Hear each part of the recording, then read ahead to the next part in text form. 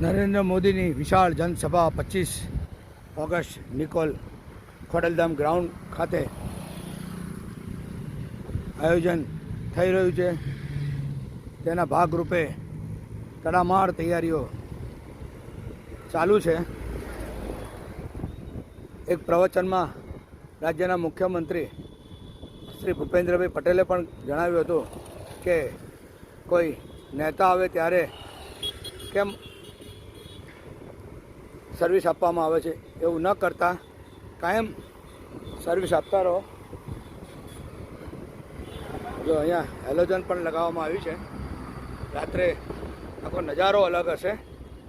Street લાઇટોમાં સિરીજો લગાવવામાં આવી છે. અત્યારે ચાલુ નથી. રાતનો નજારો અલગથી હું આપની સમક્ષ વિડીયોમાં મૂકીશ.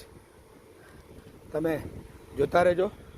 મુકેશ પડસાળાની યુટ્યુબ ચેનલ, મુકેશ સાયકલિસ્ટનું ફેસબુક અને ઇન્સ્ટાગ્રામ ફોલો કરતા રહેજો અને સબસ્ક્રાઈબ કરતા રહેજો. આ તમે જુઓ છો યુદ્ધના ધોરણે કામ ચાલુ છે. આ ઓપન પાર્ટી પ્લોટ કોર્પોરેશન દ્વારા બનાવવામાં આવી રહ્યો છે. તે પણ નજીકના સમયમાં પ્રજા સમક્ષ ખુલ્લો મૂકવામાં આવશે. ઘણી બધી સગવડો અમદાવાદ મ્યુનિસિપલ કોર્પોરેશન દ્વારા કરવામાં આવી રહી છે.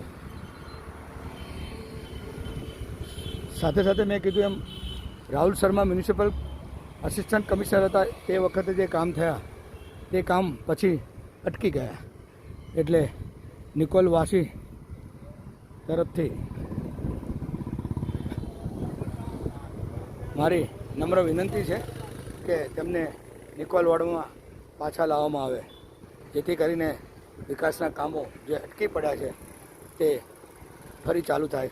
આ નરેન્દ્ર મોદીની વિશાળ જાહેર સભાનો સભા મંચ ખોડલધામ ગ્રાઉન્ડ તરફ બની રહ્યું છે. સૌરાષ્ટ્ર પટેલ સમાજ, ખોડલધામ અમદાવાદ કમિટી તેમજ ભાજપ અમદાવાદ સમિતિ તમામ લોકો આમાં કામે લાગી ગયા છે. ખૂબ સુંદર આયોજન છે.